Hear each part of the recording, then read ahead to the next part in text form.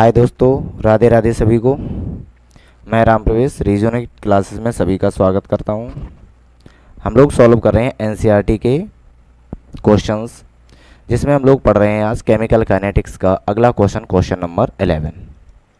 तो चलिए देखते हैं अगला क्वेश्चन क्या है।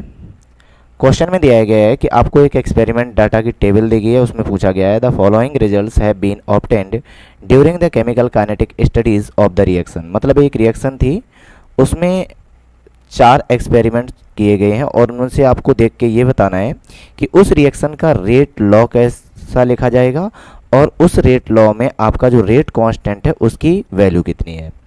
तो चलिए एक एक करके हम इसको सॉल्व करते हैं। तो आपको करना क्या है कि जो कोई भी एक केमिकल काइनेटिक्स रिएक्शन होती है, जिसको हम लोग लिखते हैं कि A प्लस B दोनों कंबाइन होके बना रहे हैं मान लो एक कोई भी प्रोडक्ट। तो इसके लिए जब हम लोग एक जनरल रेट इक्वेशन लिखते हैं तो रेट इक्वेशन होती है उस रिएक्शन का ROR, rate of reaction, equal rate constant and concentration of A, उस रिएक्शन का A के रिस्पेक्ट में ऑर्डर, कंसंट्रेशन B बाई जिसको हम लोग बोलते हैं B के रिस्पेक्ट में रिएक्शन का ऑर्डर। तो इसी के अकॉर्डिंग हम लोग यहाँ से 4 इक्वेशन बनाएंगे। तो पहली इक्वेशन, सेकेंड इक्वेशन, थर्ड, ठीक है। तो फर्स्ट इक्वेशन में जो रिएक्शन का रेट दिया वो दिया है 6.0 into 10 to the power minus third. तो ये हो जाएगा 6.0 into 10 to the power minus 3 equal rate constant k, concentration दिया है 0.1 और सेकेंड का कंसंट्रेशन दिया है 0.1। तो 0.1 whole power x, second b 0.1 whole power by. Second equation लिखोगे तो सेकेंड इक्वेशन में रेट कितना दिया है 7.2, 7.0 इंटू, नहीं 0 नहीं 2 है,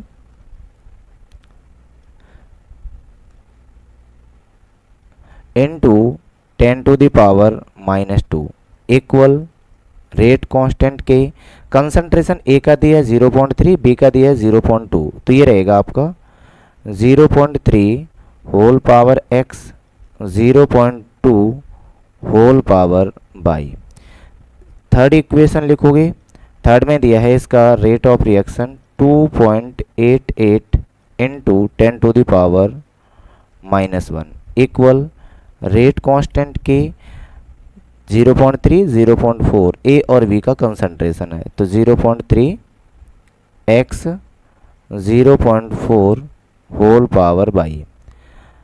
फोर्थ इक्वेशन जो बनेगी वो रहेगी आपकी 2.40 into 10 to the power minus 2 equal rate constant 0.4 whole power x 0.1 whole power by. तो ये 4 इक्वेशन है। 4 इक्वेशन में सबसे पहले हम लोग ये देखते हैं कि जो भी आपके कंसंट्रेशंस दिए हैं उन कंसंट्रेशन में एक को कांस्टेंट रखना है, सेकेंड वाले के अकॉर्डिंग हम सॉल्व करेंगे। तो देखो इसमें जो दिया है आपको कंसंट्रेशन B 0.1 और कंसंट्रेशन 0.1 दिया है फोर्थ और फर्स्ट में। तो हम लोग क्या करेंगे, इक्वेशन फोर्थ और इक्वेशन फर्स्ट को एक साथ सॉल्व करेंगे। आगे इक्वेशन सेकेंड और इक्वेशन थर्ड को एक साथ सॉल्व करेंगे और दोनों से x और y की वैल्यू कैलकुलेट करेंगे। तो चलिए देखते हैं इसके सेकेंड पेज पे। तो हम यहाँ पे लिख रहे हैं equation first and equation fourth. तो इक्वेशन फर्स्ट और फोर्थ से हम लोग कैलकुलेट करेंगे, मीन्स हम लोग क्या करने वाले हैं कि इक्वेशन 1 को डिवाइड करने वाले हैं 4 से। तो चलिए इसमें सॉल्व करेंगे तो क्या आएगा, देखो इक्वेशन 1 को डिवाइड करेंगे इक्वेशन 4 से तो रेट ऑफ रिएक्शन इसका आएगा जो इससे पहले लिखा था वही ध्यान रखोगे 0.6 वो 6.0 into 10 to the power minus 3 divided by 2.40 into 10 to the power minus 2 equal concentration के अकॉर्डिंग चलोगे तो rate constant 0.1 whole power x 0.1 whole power by divided by rate constant 0.4 whole power x 0.1 whole power by.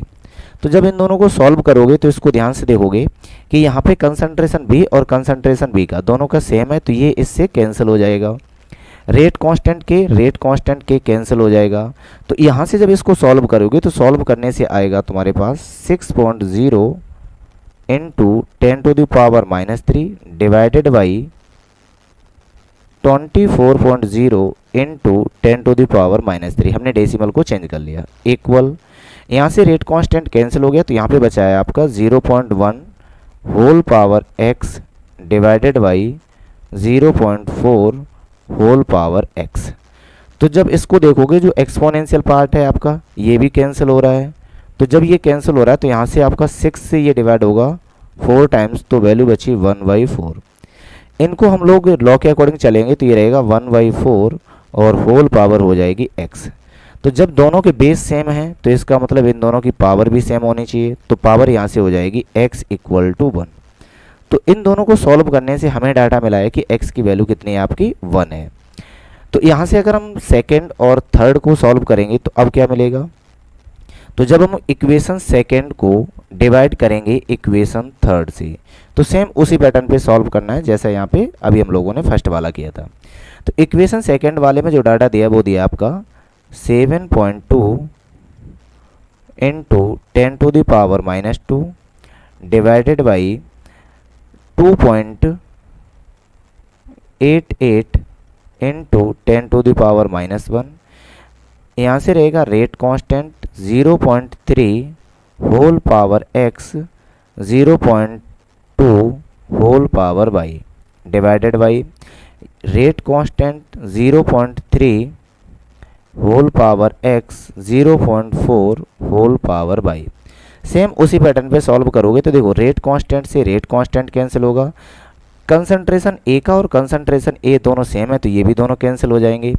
यहाँ से solve करोगे तो यहाँ से ध्यान सुनोगे, देखो 7.2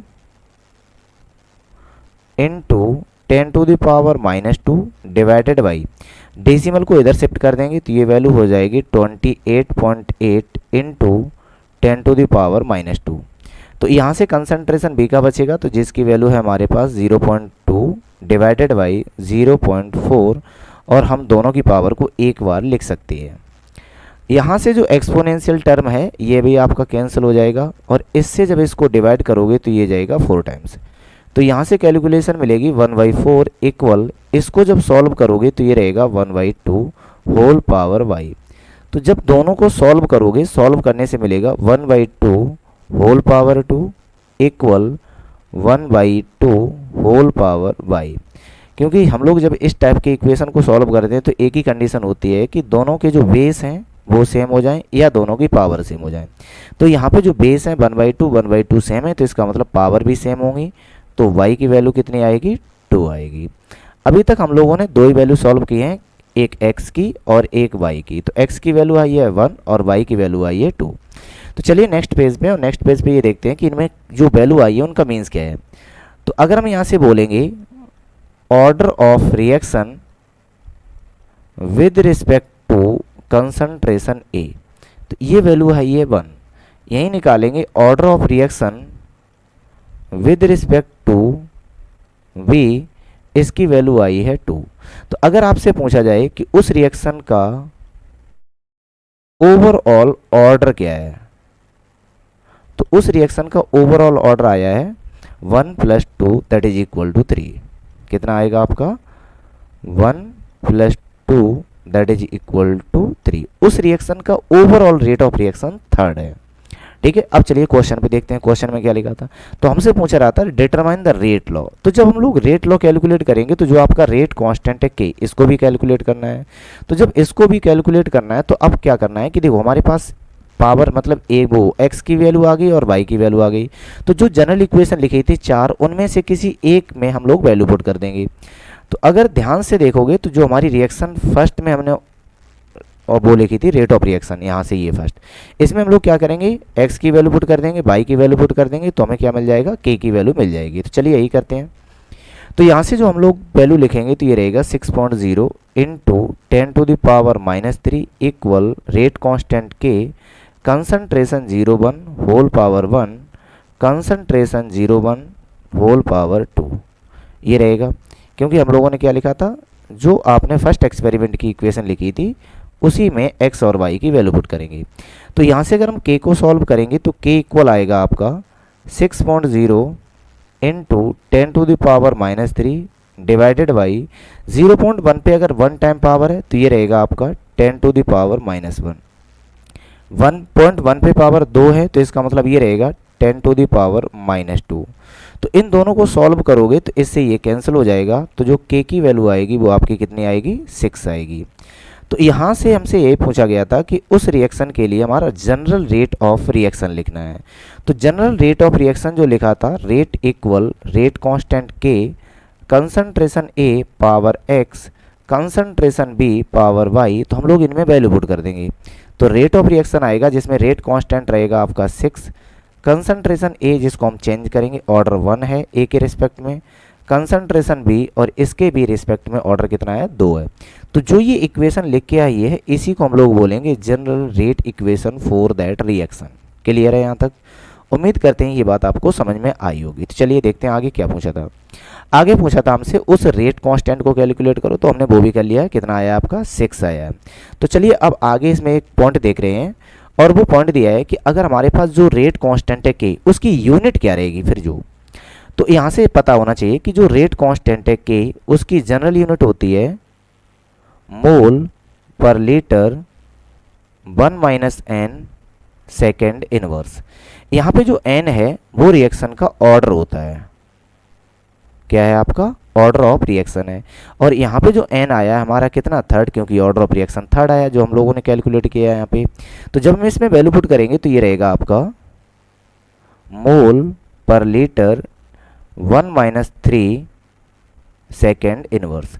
तो यहाँ से सॉल्व करोगे तो ये रहेगा आपका मोल पर लीटर -2 सेकेंड इनवर्स, और इसको फाइनल सॉल्व करेंगे तो यूनिट बनेगी हमारी मोल -2 लीटर 2 सेकेंड इनवर्स।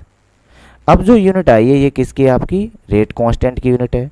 तो इसका मतलब ये हुआ कि जो हमने अभी रेट कांस्टेंट निकाला था k इक्वल 6, तो इसके पीछे हम लगाएंगे मोल -2 लीटर 2 सेकेंड इनवर्स।